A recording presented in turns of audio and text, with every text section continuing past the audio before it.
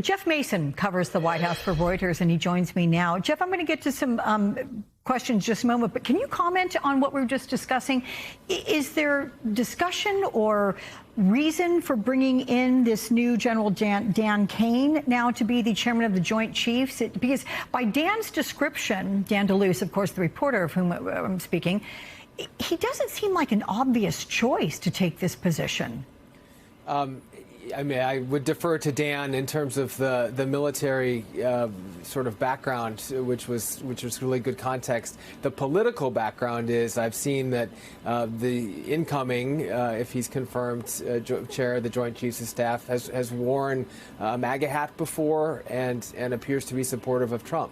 So that must have been, or very well may have been, shall we say, a key ingredient in how the president made that decision. And I don't mean just wearing a hat, but the point is that President Trump is someone who prizes loyalty above all things, and we've seen in his first month in office and this second term in office that he has had no sort of qualms about going for exactly what he wants and getting exactly what he wants in terms of the people around him and in terms of the policies that he's implementing. So I think he's applying that same criteria to the military. All right. The first question I want to ask you after that one, thank you for answering that one. President Trump, as we watch him at CPAC, acknowledged Friday that Russia did, in fact, start the war in Ukraine. I mean, we've all known that, but it is not in his nature to backtrack or correct any of his previous statements. Do we know what led to the somewhat qualified reversal?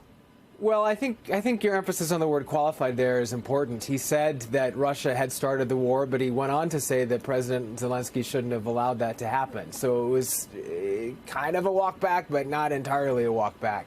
I don't. You're absolutely right, Alex.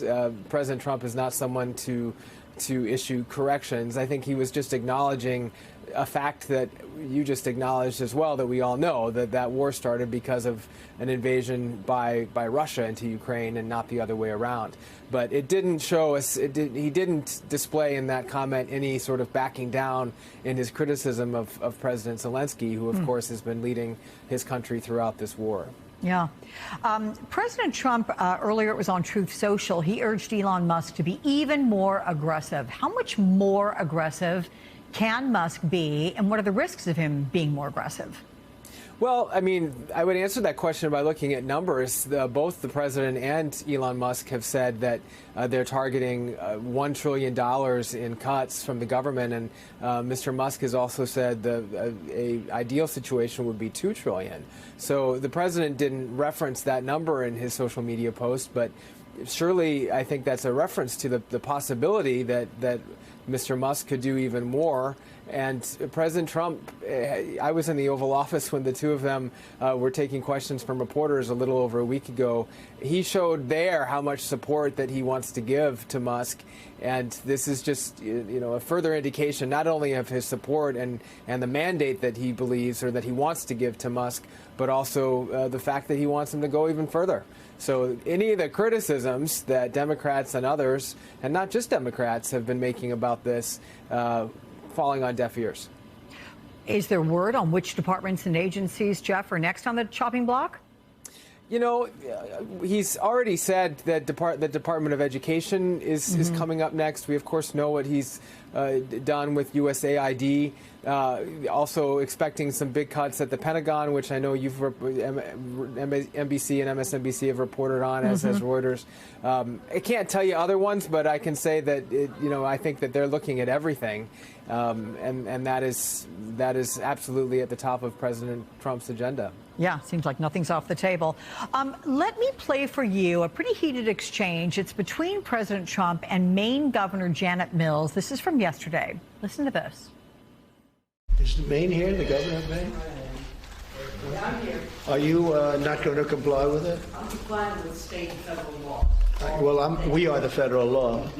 Well, you better do it. You better do it because you're not going to get any federal funding at all if you don't. And by the way, your population, even though it's somewhat liberal, although I did very well there, your population doesn't want men playing in women's sports. So you better comply because otherwise you're not getting any federal funding. See you in court. Every state, good. I'll see you in court. I look forward to that. That should be a real easy one. and enjoy your life after governor, because I don't think you'll be in elected politics. Deep sigh.